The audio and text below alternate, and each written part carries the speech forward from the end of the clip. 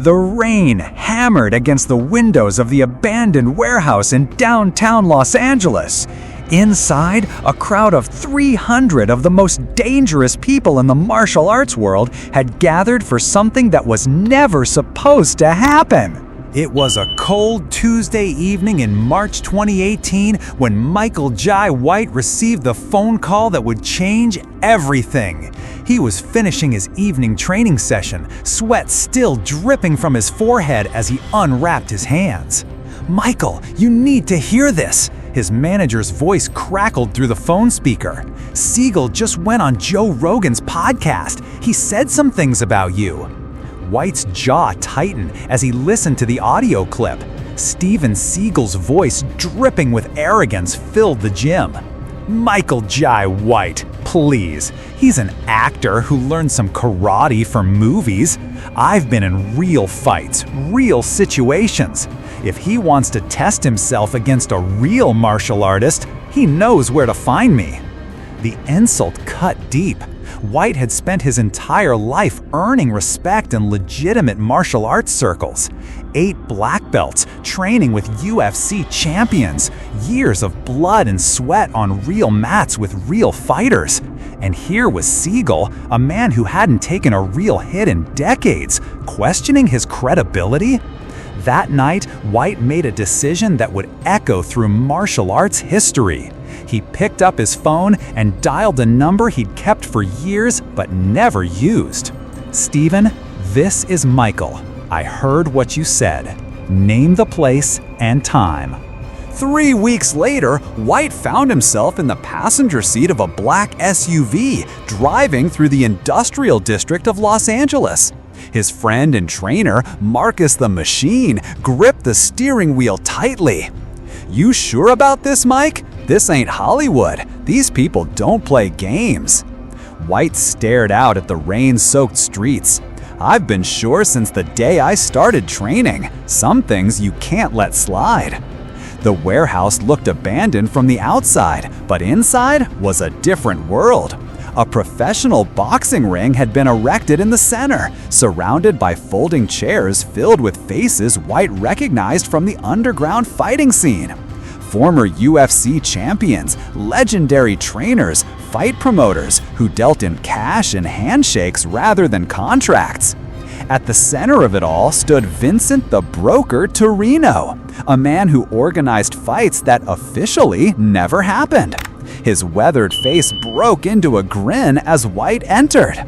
"Gentlemen, gentlemen, the guest of honor arrives!" Torino's voice boomed across the warehouse.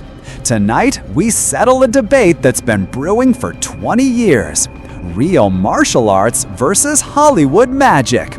No cameras, no publicity, just truth." Steven Seagal arrived 40 minutes late, flanked by 3 men in black suits who looked more like bodyguards than cornermen. He wore his signature all-black outfit, his hair tied back in its familiar ponytail. Even in this underground setting, he carried himself with the same untouchable aura that had defined his screen persona.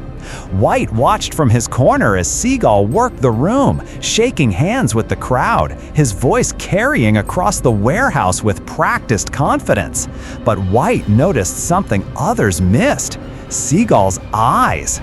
They darted nervously around the room, never settling on White for more than a split second. "Look at him," Marcus whispered in White's ear. "Man's scared. All that tough talk on podcasts, but now he's facing the real thing." The two fighters met in the center of the ring for the traditional pre-fight instructions. Up close, the contrast was stark. White's body was lean and functional, every muscle earned through decades of legitimate training. Seagal, while imposing in height, carried the soft edges of a man who hadn't faced real opposition in years. "Gentlemen," Torino addressed them both, "this is unsanctioned, unofficial, and never happened. But it's also sacred. You both know what this means. Touch gloves if you want to, but understand, only one of you leaves this ring with your reputation intact." The bell rang with a sound that seemed to echo from the depths of hell itself. White moved immediately to the center of the ring, his footwork fluid and precise. Seagal adopted his traditional Aikido stance, hands extended, waiting for White to make the first move. For 30 seconds, they circled each other like predators, each trying to read the other's intentions. White's jab flickered out twice, testing distance. Seagal attempted to catch the second one, trying to set up one of his signature wrist controls, but White's hand was gone before Seagal could react. The crowd sensed the electricity. This wasn't choreographed. Every movement was real, every technique thrown with genuine intent. White struck first with a combination that showcased 20 years of legitimate training, a jab that snapped Seagal's head back, followed immediately by a cross that grazed his temple as he pulled away. The speed was devastating. Seagal's head movements, so fluid in movies, seemed sluggish and predictable in real time. Seagal's response came in the form of a lunging attempt at a throw, trying to grab White's wrist and shoulder simultaneously. But White had trained with Olympic judokas and UFC champions. He slipped the grip effortlessly and countered with a short uppercut that caught Seagal under the chin. The sound of the punch, a sharp crack that echoed through the warehouse, silenced the crowd for a moment. Seagal stumbled backward, his eyes wide with something that looked suspiciously like fear. By the second round, the story everyone had come to see was writing itself. White's superior conditioning and legitimate training were evident in every exchange. His combinations came in rapid-fire succession, each one technically perfect, each one finding its mark. Seagal's legendary Aikido, so devastating against compliant opponents and stunt coordinators, proved ineffective against a fighter who understood distance and timing. His attempts at throws were telegraphed from miles away. His strikes, powerful in theory, couldn't find their target against White's superior footwork. The crowd, initially split between curiosity and skepticism, began to murmur.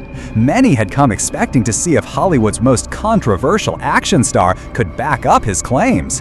What they were witnessing instead was the systematic dismantling of a carefully constructed myth. White landed a devastating leg kick that buckled Seagal's lead leg, followed by a right cross that opened a cut above Seagal's left eye. For the first time in his career, Steven Seagal was bleeding from a punch he couldn't control or avoid. The third round began with Seagal desperately trying to change the dynamic. He attempted to close the distance, to get White into a clinch where his size advantage might matter. But White was ready. Years of training with wrestlers and grapplers had prepared him for exactly this scenario. As Seagal lunged forward, White timed a perfect counter, a short left hook that caught Seagal flush on the jaw. The impact lifted Seagal off his feet for a split second before he crashed to the canvas like a felled tree. The warehouse fell silent except for the sound of rain against the windows. Steven Seagal, the man who had claimed to be unbeatable, who had built a career on the image of invincibility, lay motionless on the canvas. The referee, a former boxing champion who'd been pulled out of retirement for this moment, began the count. At 7, Seagal stirred. At 9, he managed to get to one knee. At 10, he was still down. After the knockout, White immediately checked on his fallen opponent. The crowd watched in respectful silence as he helped Seagal to his feet. "You okay?" White asked with genuine concern. Seagal nodded slowly, his pride more damaged than his body. For the first time in decades, he confronted the difference between Hollywood fantasy and martial arts reality. Later in the parking lot, Seagal approached White one final time. "You were right," he said simply. "I forgot what real fighting was about. I got lost in my own story." White extended his hand. "We all have stories, Steven. Tonight just showed which ones were true." The legend lives on, whispered in gyms worldwide, a reminder that there's no substitute for the real thing.